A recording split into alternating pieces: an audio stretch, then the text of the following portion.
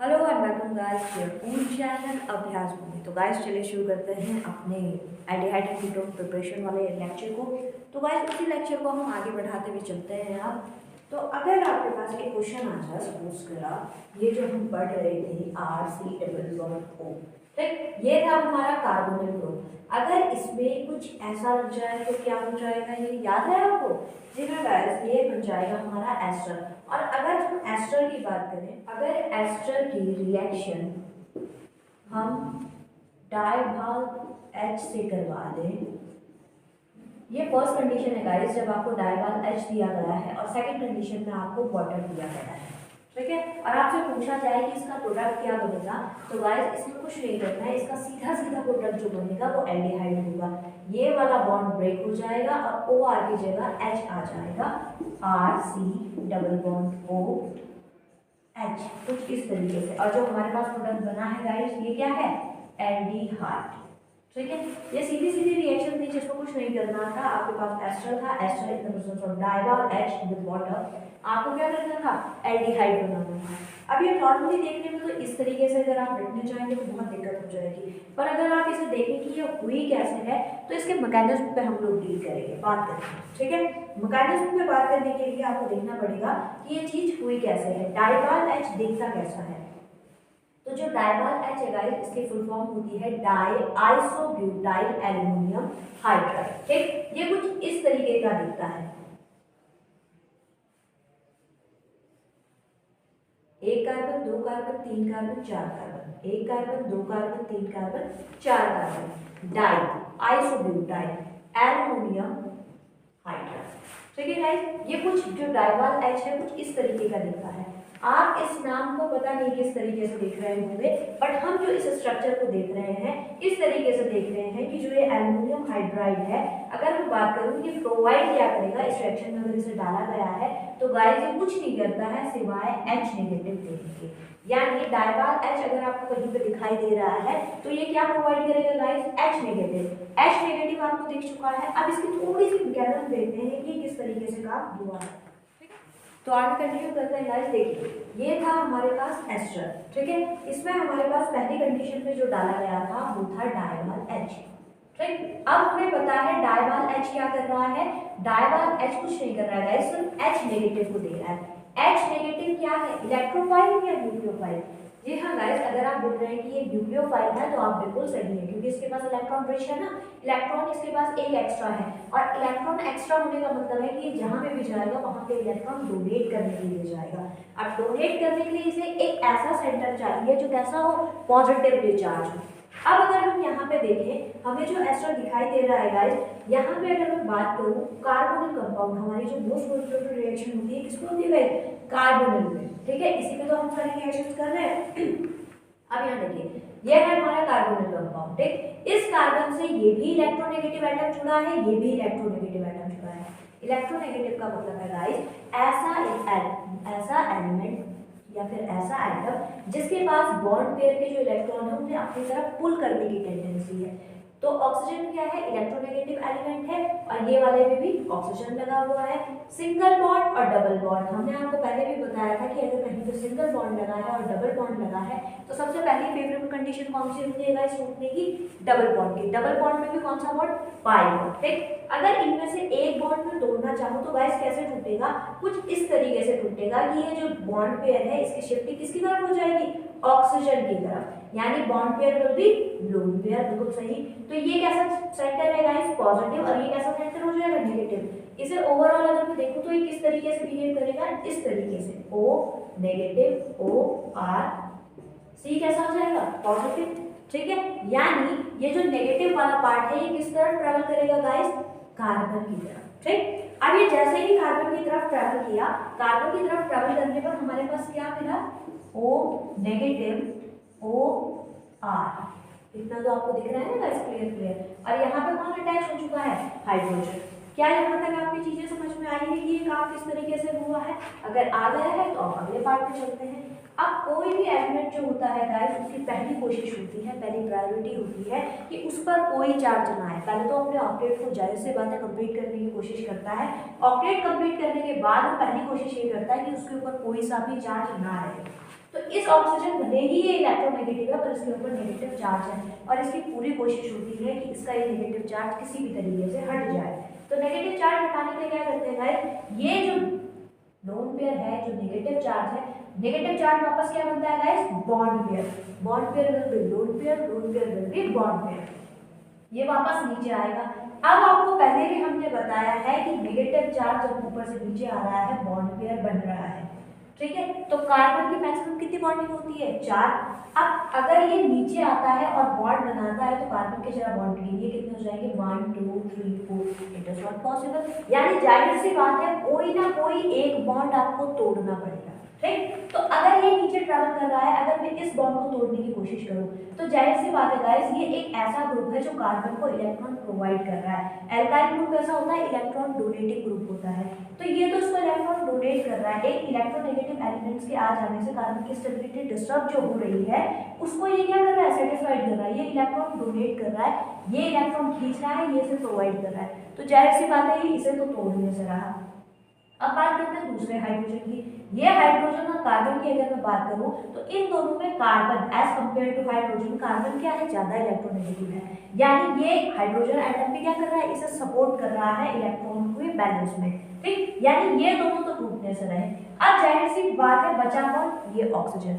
तो oxygen is the only element जो यहाँ पे इलेक्ट्रोनेगेटिव है, इसके बैलेंस को क्या कर रहा है, डिस्टर्ब कर रहा है, इससे इलेक्ट्रॉन खींचने की कोशिश कर रहा है। तो जाहिर सी बात है जब ये नीचे की तरफ ट्रैवल करेगा तो कार्बन और ऑक्सीजन में से ऑक्सीजन अपना इलेक्ट्रॉन छीनेगा और निकल जाएगा। जैसे ही कार्बन ने अपना वो ऑक्सीजन ने अपना कार्बन से इलेक्ट्रॉन छीना तो हमारे पास रिजल्टेंट क्या आ जाएगा guys, R C double bond O। ये हाइड्रोजन एज इट इज है, क्या कार्बन की चारों वैलेंस से सेटिस्फाइड है, हाँ।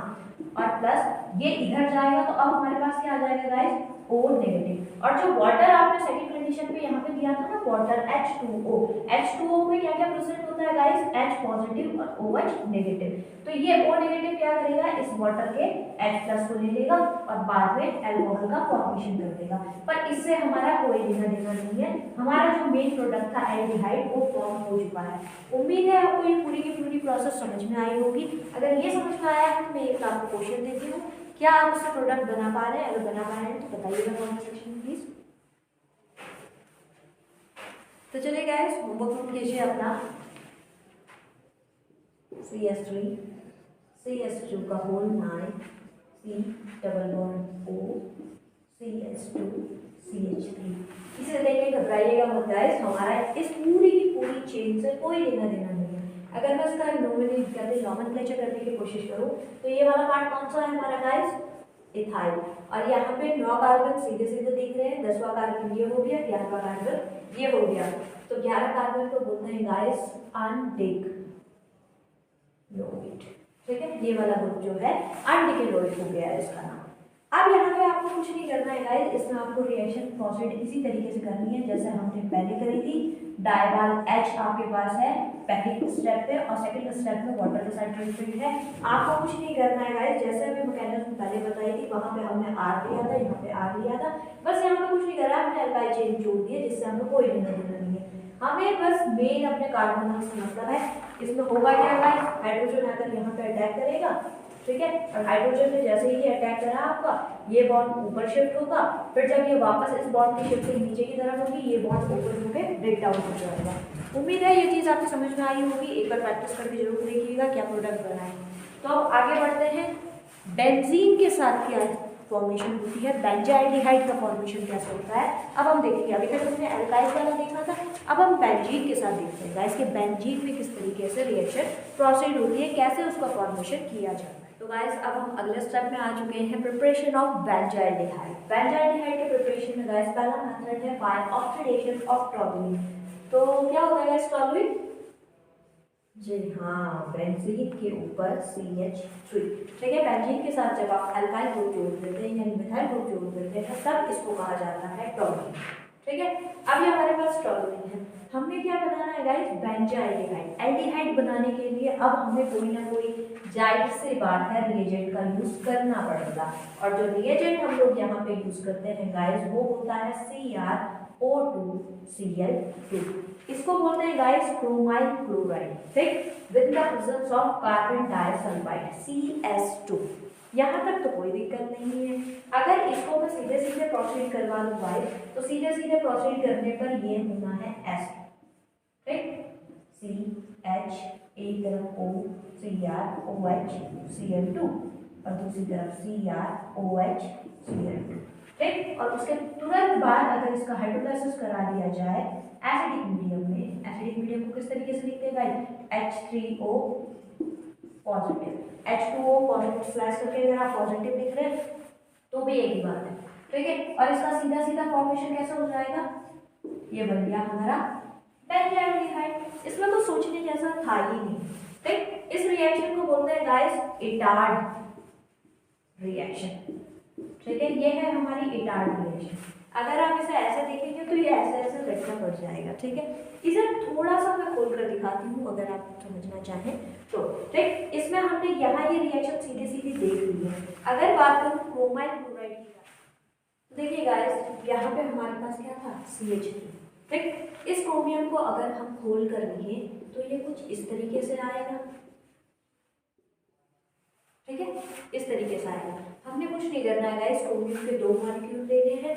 मैकेनिज्म इसकी ज़्यादा डेप्थ में जाने की 12th स्पेशल कोई ज़रूरत नहीं, ठीक है। आपको सीधे सीधे जो मेन चीज़ है वो देखनी है कि ये जो बना हुआ है ये स्ट्रक्चर क्या है। ये बॉन्ड क्या करेगा, शिफ्ट होकर गाइस इस हाइड्रोजन को पकड़ लेगा, ठीक है। ये बॉन्ड शिफ्ट होकर इस हाइड्रोजन को पकड़ेगा और ये वाला जो बॉन्ड है ऑक्सीजन का, इसको सेटिस्फाई करेगा। क्लियर हो गया।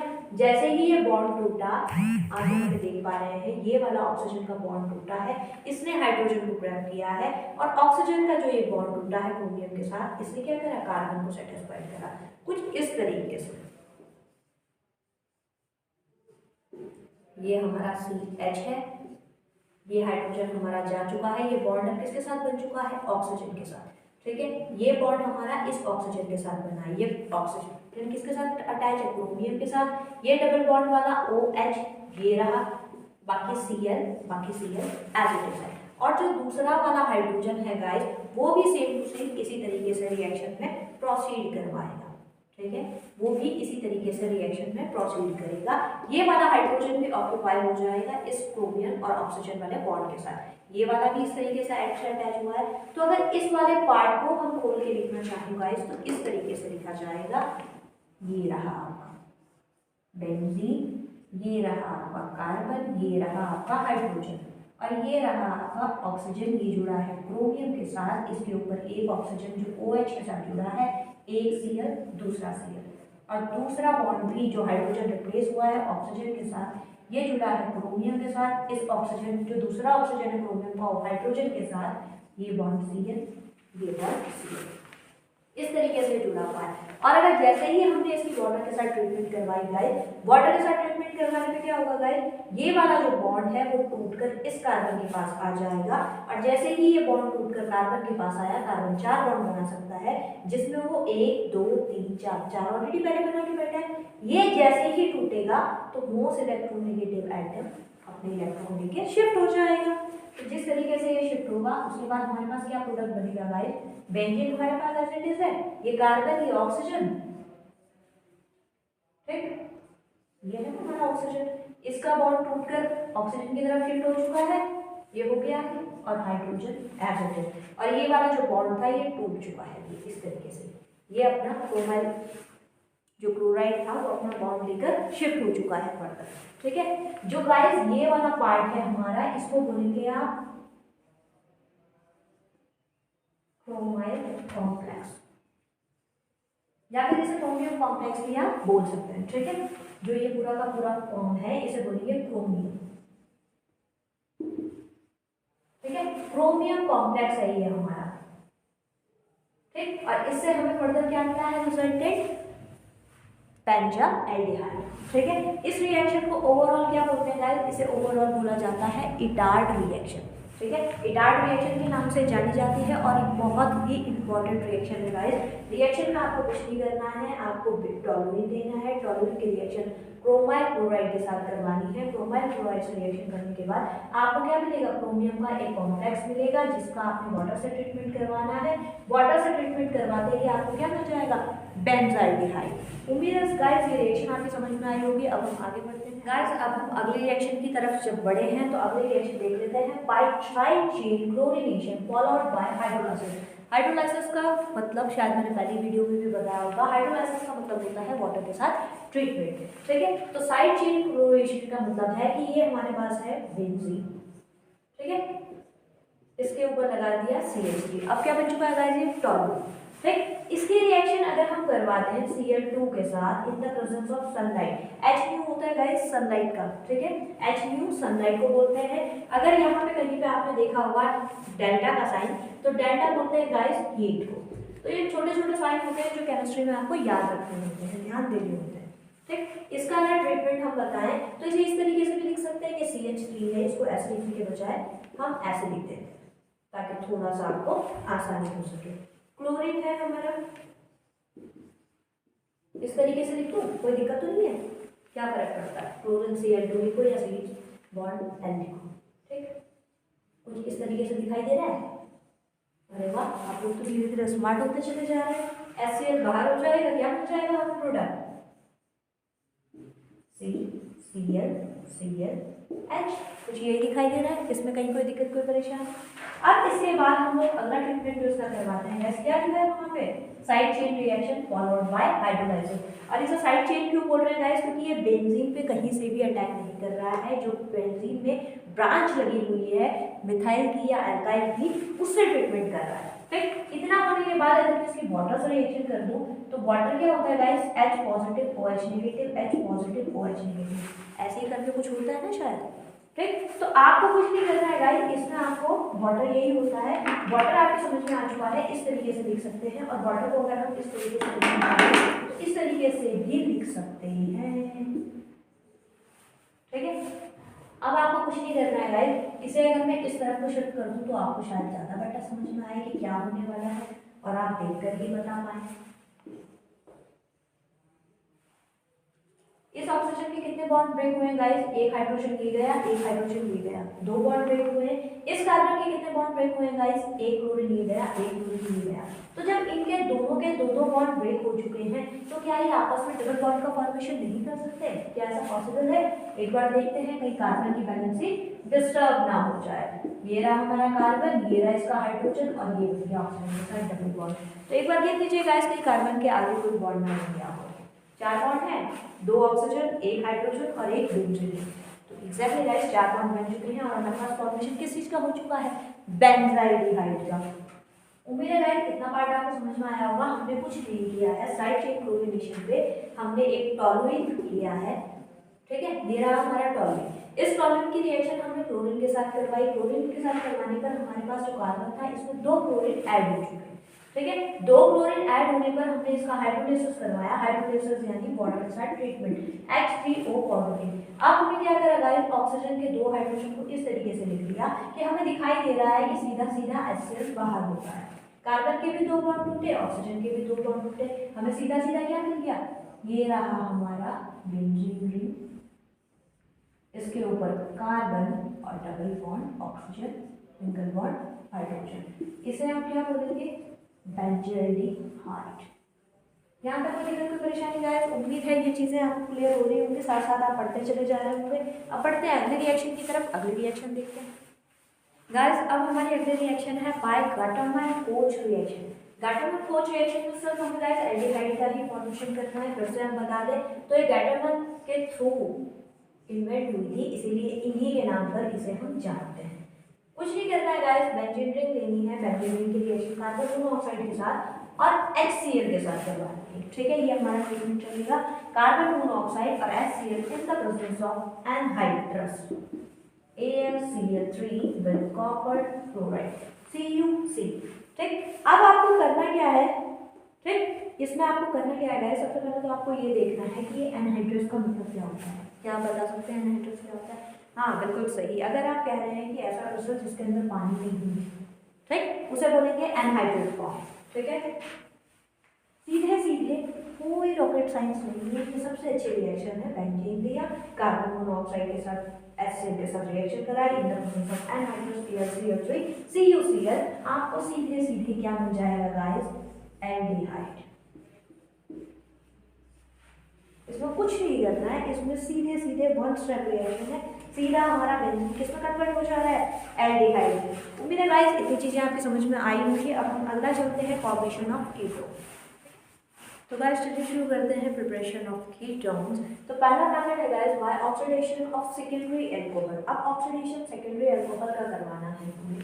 तो सेकेंडरी अल्कोहल किसको कहते हैं गाइस, ऐसा कोई भी OH ग्रुप जो 2 डिग्री कार्बन से अटैच है, ठीक है, 2 डिग्री कार्बन से अटैच इस तरीके से होगा। अब यहाँ पे कार्बन की दूसरी वैलेंसी किस चीज से सेटिस्फाइड हो गई गाइस, हाइड्रोजन से, ठीक है। मैंने क्या करा, इसका ऑक्सीडेशन करवा दिया। ऑक्सीडेशन के लिए हम लोग किस चीज को लेंगे, जी हाँ, अगर आप सोच रहे हैं K2Cr2O7 KMnO4 कुछ भी, तो आप बिल्कुल सही सोच रहे हैं, K2Cr2O7 in the presence of sulphuric acid. Sulphuric acid के लिए क्या बोलेंगे गाइस, बिल्कुल सही, एसिडिक मीडियम। तो हमने क्या करा गाइस, 2 डिग्री अल्कोहल लिया, 2 डिग्री अल्कोहल का ऑक्सीडेशन करवाया और 2 डिग्री अल्कोहल सीधा सीधा किसमें कन्वर्ट हो गया, कीटोन में। यहाँ तक कोई दिक्कत, कोई परेशानी। अब आपको लग रहा होगा ये कैसे हुआ, क्या हुआ, बहुत लंबा सा प्रोसेस है। इसको इजी करने के लिए कुछ ऐसा कर दूं, यहाँ पे कर दिया तो आज देखो, ये आर दोनों आर रहे हैं, ये सी ये ओ, ठीक है, ऐसे ही है ना, OH अल्कोहल, इस तरीके से मैंने लिख दिया है। और यहाँ पे क्या करवाना है, इसका ऑक्सीडेशन करवाना है। कुछ नहीं करा है मैंने, ये दोनों हाइड्रोजन इस ऑक्सीजन के साथ बाइंड करवा दिए। इसका भी बॉन्ड टूटा, इसका भी बॉन्ड टूटा, इसका भी बॉन्ड, क्या ये आपस में बॉन्ड बना सकते हैं, जी हाँ बिल्कुल बना सकते हैं। क्या हो जाएगा, CR, दोनों आपस में डबल बॉन्ड बना लेंगे, O प्लस, बाहर क्या निकला गाइस हमारा, H2O। यहाँ तक कोई दिक्कत, कोई परेशानी? उम्मीद है ये चीज़ समझ में आई होगी। सीधे सीधे रिएक्शन इस तरीके से भी, अगर आप मैकेनिज्म के अकॉर्डिंग जाएंगे गाइस, फिर से बता रही हूँ, मैकेनिज्म अलग चीज़ है जो मैंने पहले वीडियो में बता दी थी। ये सिर्फ ट्रिक बताया है आपको कि इस तरीके से आप इसे देख सकते हैं, इस तरीके से शॉर्टकट का समझने के लिए, सिर्फ समझने के लिए, ठीक है। मैंने कुछ नहीं करा, इस ऑक्सीजन का हाइड्रोजन ले लिया, इस कार्बन का हाइड्रोजन ले लिया, इन दोनों को ऑक्सीजन के साथ बाहर कर दिया और आपस में क्या करवा दिया, इनका बॉन्ड फॉर्मेशन करवा दिया। ये था हमारा by oxidation of 2 degree alcohol.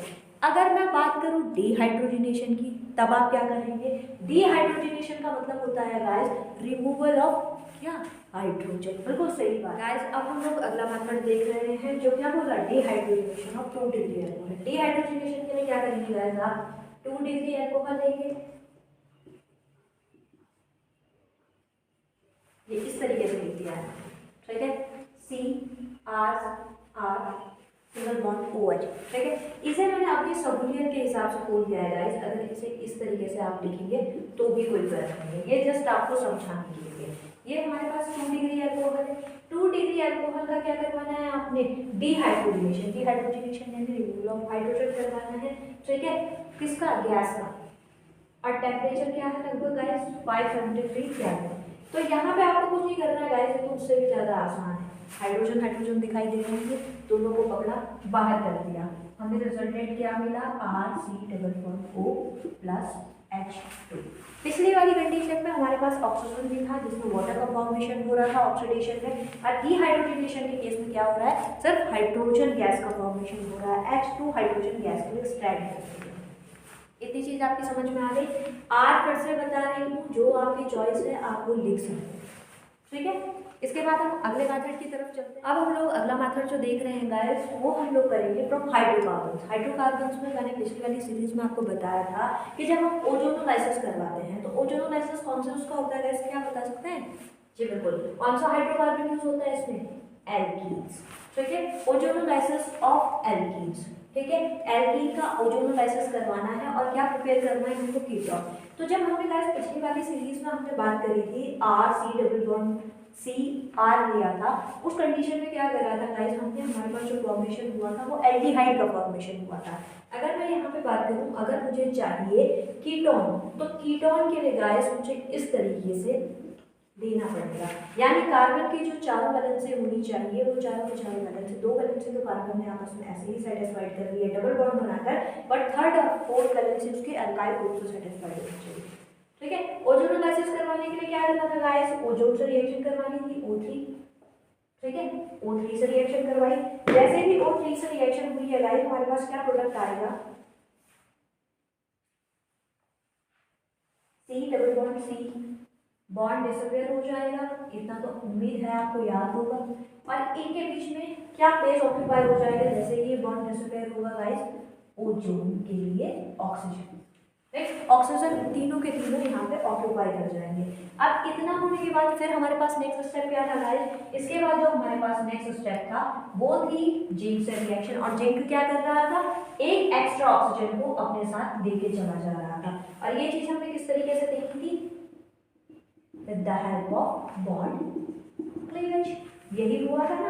अब इसको अगर मैं रिजल्टेंट में देखूं तो ये CRR, ये एज इट इज बचा हुआ है, ये एज इट इज बचा हुआ है, ये कार्बन के साथ ऑक्सीजन का एक सिंगल बॉन्ड लगा हुआ है। देखो इस कार्बन का इस ऑक्सीजन से भी बॉन्ड होता है और इस वाले ऑक्सीजन का इस ऑक्सीजन से बॉन्ड होता है, ये चीज आपको दिखाई दे रही है, ये बॉन्ड आपस में टूटेंगे। तो क्या ये दोनों बॉन्ड आपस में फॉर्म हो सकते हैं, हाँ जी बिल्कुल हो सकते हैं। अगर मैं इसे प्रॉपर तरीके से लिखूं तो ये क्या ऐसा नहीं बनेगा, क्या बन गया कीटोन, ठीक है। और अगर सेम टू सेम इस तरफ वाले की बात करो तो इस तरफ वाले के लिए भी यही होना है, ये भी क्या बनाएगा इस कीटोन। तो शॉर्टकट इसको सीधा सीधा 2 लिख दो, बजाय इसके साथ ऐसे लिखेंगे। तो 2 मॉलिक्यूल किस चीज के मिल चुके हैं, कीटोन के। अगर यहाँ पे कोई और अल्काइल ग्रुप होगा तो अल्काइल ग्रुप की दूसरी चेन बन जाएगी, कीटोन दूसरा चेन बन जाएगा। और अगर सेम लगे हैं, चारों आर एक जैसे सिमेट्रिकल है, तब इस कंडीशन में सीधा वाइज कर सकते हैं।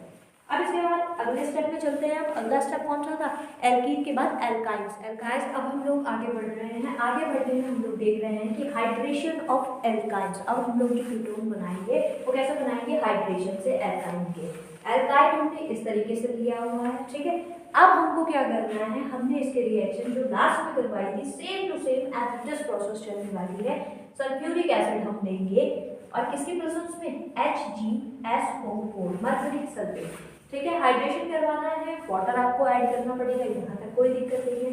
पर जब हमने बात करी थी गाइस एल्काइन वाले, जब हम लोगों ने एल्डिहाइड बनाया था तो वहाँ पे कैसा कार्बन था, वहाँ पे सिमेट्रिकल कार्बन था। सिमेट्रिकल कार्बन हमने पहले भी बताया कि ट्रिपल बॉन्ड में जब आपने ऐसे मिरर इमेज लगाई, कोई भी प्लेन लगाया, तो प्लेन लगाने पर left hand side right hand side के इक्वल है या नहीं, बट यहाँ पे left hand side right hand side के इक्वल नहीं है, क्योंकि कार्बन के इस तरफ एल्काइल ग्रुप लगा है और यहाँ पर हाइड्रोजन लगा है, ठीक है। तो इस कंडीशन में जो हम रूल लगाएंगे गाइस, 2 टाइप के रूल होते हैं बॉन्ड शिफ्टिंग के, एक होता है मार्कोनिकॉफ, एक होता है एंटी मार्कोनिकॉफ। तो जो रूल हम यहाँ पे लगाएंगे गाइस वो होगा आपका मार्कोनिकॉफ, ठीक है। मार्कोनिकॉफ के रूल को हम लोग लगाएंगे। मार्कोनिकॉफ का रूल क्या कहता है गाइस, कि जहां पर भी इस टाइप की सिचुएशन है, जहां पे अनसिमेट्री है, वहां पर क्या होगा, हाइड्रोजन किसको मिलेगा, हमारे पास वाटर कैसा आएगा, H पॉजिटिव OH नेगेटिव के टर्म में, ठीक। यही तो होता है वाटर का फॉर्मूला H2O को हम कैसे तोड़ते हैं, H पॉजिटिव OH नेगेटिव के टर्म में। यहाँ पे कैसा शिफ्टिंग होगी गाइस, यहाँ पे मार्कोनिकॉफ का रूल कहता है कि हाइड्रोजन हमेशा उस कार्बन को मिलेगा जिस कार्बन के पास मैक्सिमम नंबर ऑफ हाइड्रोजन मौजूद है, और जो हमारा अदर कंपाउंड है, यानी जो ये हमारा न्यूक्लियोफाइल है, ये दूसरे कार्बन पे जाके अटैच हो जाएगा। अगर मुझे यहाँ पे H ऐड करना है गाइस, तो जाहिर सी बात है बॉन्ड की शिफ्टिंग मुझे किस तरफ करवानी पड़ेगी, इस तरफ। अगर बॉन्ड की शिफ्टिंग इस तरफ हुई है तो मेरे पास क्या आएगा गाइस, RC⋯CH, ये वाला पार्ट नेगेटिव हो जाएगा, ये वाला पार्ट पॉजिटिव हो जाएगा। अब हमारे लिए बहुत आसान हो गया है चीजों को देखना, ये यहाँ जाके ऐड हो जाएगा, ठीक। यानी रिजल्ट में हमारे पास क्या मिला गाइस, RC, यहाँ पे क्या मिला है मुझे, OH डबल बॉन्ड CH, यहाँ तक कोई दिक्कत कोई परेशानी, यहाँ तक हमें कोई प्रॉब्लम नहीं। बट जैसे ही यहाँ पे आपको दिखाई दे रहा है इलेक्ट्रोनेगेटिव आइटम ऑक्सीजन और यहाँ पे डबल बॉन्ड, यहाँ पे क्या होगा गाइस, यहाँ पे लोन पेयर वापस इस तरफ को ट्रैवल करेंगे, ये इस तरफ को ट्रैवल करेगा, और जैसे ही ये नेगेटिव चार्ज आया है ये किसको दे देगा, हाइड्रोजन को। रिजल्ट में हमारे पास क्या आया, RC⋯OCH। तो यहाँ पे गाइस आप देख सकते हैं कार्बन 1 2 3 4 चारों वैलेंस से सेटिस्फाइड है इसकी, और इसकी बात करें 1 2 3 4 इसकी भी चारों वैलेंस से सेटिस्फाइड है। ओवरऑल हमारे पास जो रिजल्ट में आया है वो ये है। क्या ये हमारा कीटोन है, हाँ जी, ये हमारा कीटोन का फॉर्मेशन हो चुका है। ठीक है, हाइड्रेशन ऑफ अल्काइन से आप इस तरीके से आगे बढ़ेंगे। अब हम आगे बढ़ते हैं अगले रिएक्शन की तरफ। अगली प्रिपरेशन है गाइस हमारी from aside chloride. Aside chloride किसको बोलते हैं गाइस? जब OH को कौन रिप्लेस कर देता है? Cl। ठीक है, ये हमारे पास है एसाइड क्लोराइड। एसाइड क्लोराइड की रिएक्शन करवानी है गाइस हमने R2CD, यानी डाई एल्काइल कैडमियम। ठीक, डाई एल्काइल कैडमियम से जब आप रिएक्शन करवाएंगे, यहाँ पे आपको कुछ नहीं करना है, जो ये एसाइल हैलाइड है इसके दो मॉलिक्यूल हैं। ठीक है, यहाँ पे जो R2 ग्रुप है, R2 सीधा सीधा किसको रिप्लेस करने वाला है? Cl को। तो इसे इस तरीके से हम शॉर्टकट, अगर मैं आपको याद करवाने के लिए ट्रिक बताऊं तो इसे आप इस तरीके से ले लीजिए, R। ठीक है, ये क्लोरीन क्या करेगा गाइस? ये अटैच हो जाएगा कैडमियम के साथ। ये दोनों बॉन्ड नए इसके साथ बनाएगा और ये वाला बॉन्ड किसके साथ बनाएगा? R, इस कार्बन के साथ। ठीक, तो यानी ये वाला बॉन्ड यहाँ पे ब्रेक होगा। ठीक, इसका ये बॉन्ड यहाँ से ब्रेक होगा और ये बॉन्ड यहाँ फॉर्म होगा, ये बॉन्ड यहाँ फॉर्म होगा, ये यहाँ, ये यहाँ। यानी रिजल्टेंट जो हमारे पास आया है, रिजल्टेंट में मेरे पास क्या आ रहा है गाइस? 2R। कितने मॉलिक्यूल मिलेंगे गाइस? 2 मिलेंगे ना, R C double bond O R। ठीक, एक मॉलिक्यूल ये रहा, एक मॉलिक्यूल ये रहा, तो twice of R C double bond O R मिला। यानी हमने क्या करा, एसाइड क्लोराइड की रिएक्शन अगर मैंने डाई एल्काइल कैडमियम से करवा दी तो मुझे सीधे सीधे किस चीज़ का फॉर्मेशन हो जाएगा मेरे पास? कीटोन का। ठीक है, इसके बाद आगे चलते हैं गाइस, ये रिएक्शन आप प्रोसीड करिए। अब आगे बढ़ते हैं गाइस, अगली रिएक्शन है हमारी फ्रॉम नाइट्राइड्स। नाइट्राइड्स बोलते हैं गाइस साइनाइड ग्रुप को जो इस तरीके से होता है। ठीक है, इस बार R की जगह हमने CH3 ली। ठीक है, ये ग्रुप हमारे पास है CH3, C triple bond N। ठीक, नाइट्राइल के केस में क्या करते हैं गाइस, हम लोग इसके रिएक्शन करवाते हैं ग्रिग्नार्ड रिएजेंट से। ग्रिग्नार्ड रिएजेंट क्या होता है guys? RMgX। RMgX, R stand for alkyl, X stand for halogen. इतनी चीज हमें पता है, यहाँ तक कोई दिक्कत देने की जरूरत नहीं। अब इसके बाद यहाँ पे एक कंडीशन आती है गाइस, मैंने आपको पहले भी कहा है कि आपको क्या सीखना है, बॉन्ड कहाँ से कहाँ शिफ्ट हो रहा है, बॉन्ड पेयर लोन पेयर बन रहा है या फिर सीधा सीधा ब्रेक हो रहा है। अगर आपके पास वो ब्रेक हो रहा है तो किस तरीके से, और अगर कोई इलेक्ट्रोनेगेटिव आइटम है या फिर बॉन्ड की शिफ्टिंग है तो उसमें इलेक्ट्रोनेगेटिव आइटम आपको ढूंढना होता है।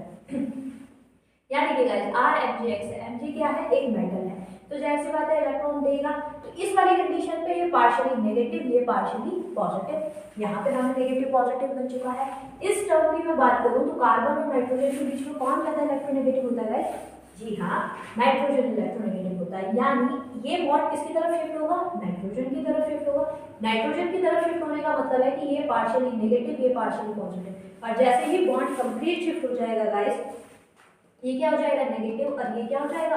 पॉजिटिव। ठीक है, हमने क्या करना है, नाइट्राइल की रिएक्शन ग्रिग्नार्ड रिएजेंट से करवानी है। ठीक है, ये चीज प्रोसीड करवाने के लिए हमें इसमें आगे बढ़ना है। आगे बढ़े हम, नेगेटिव पार्ट किसके पास जाता है गाइस?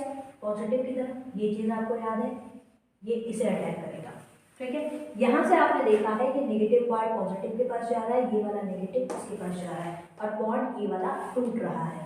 यानी हमारे पास क्या आया गाइस?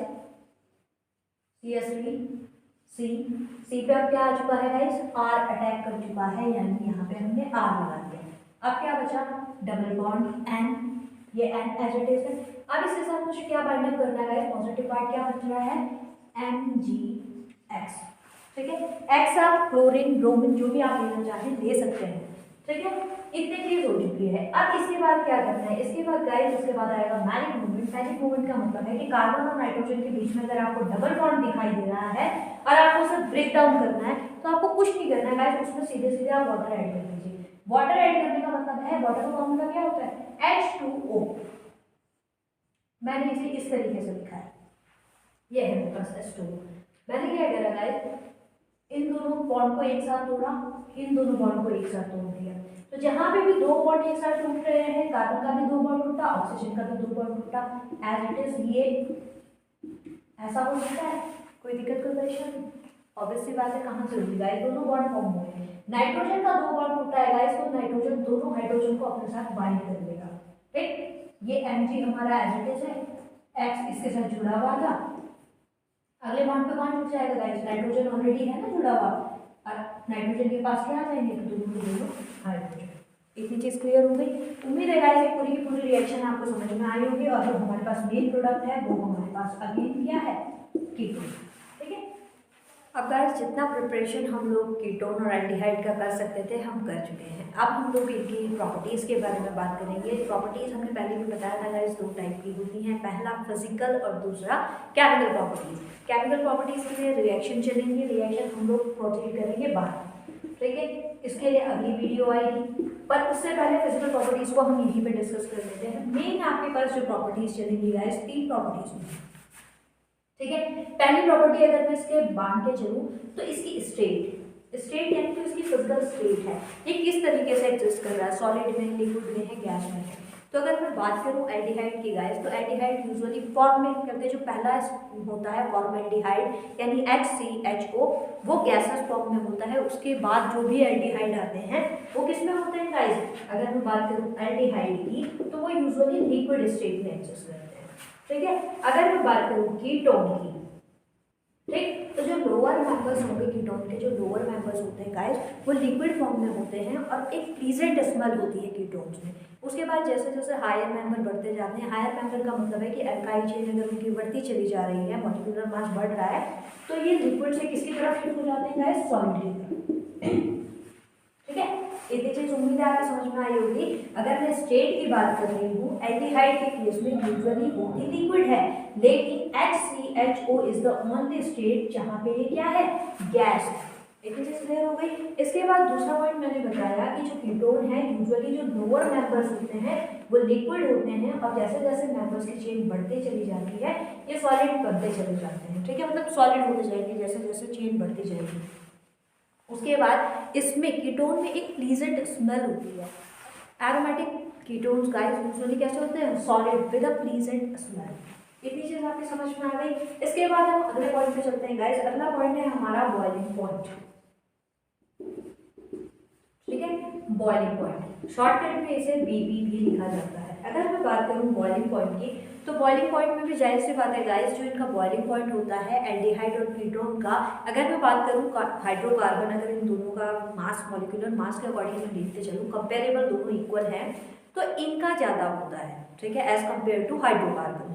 ऐसा क्यों, इसका कारण ये होता है गाइस, कार्बन और ऑक्सीजन कार्बोनिल कंपाउंड के कारण इनमें क्या होती है, पोलैरिटी क्रिएट हो जाती है। पोलैरिटी क्रिएट होने की वजह से इनमें जो इंट्रैक्शन होता है वो डाइपोल डाइपोल इंट्रैक्शन होता है, जिस वजह से हाइड्रोकार्बन से कंपैरेटिवली इनका जो बॉइलिंग पॉइंट है वो ज़्यादा होता है, ठीक है।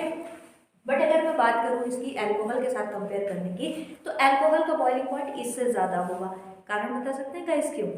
जी हाँ, इसका कारण ये है, जो अल्कोहल होता है, अल्कोहल में हाइड्रोजन बॉन्ड प्रेजेंट होता है, ठीक है, hydrogen bond dipole dipole bond से ज़्यादा स्ट्रॉन्ग होता है। इस वजह से इनका जो बॉइलिंग पॉइंट है हाइड्रोकार्बन से तो ज़्यादा होता है, लेकिन अल्कोहल से एज कंपेयर टू कम होता है।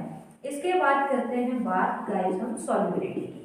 सॉल्युबिलिटी का मतलब होता है कि जब हम इसे डिजोल्व कर रहे हैं, तो सॉल्युबिलिटी की अगर मैं बात करूँ गाइस, जब इसे वाटर में डिजोल्व किया जाएगा तो जो लोअर मेंबर्स होंगे अप टू 4, ठीक है, जहाँ पे 4 कार्बन तक की बात है, 4 कार्बन तक वाले जो एल्डिहाइड और कीटोन है वो वाटर में इजीली डिजोल्व हो जाएंगे, ठीक, लेकिन उसके बाद ये डिजोल्व नहीं होते।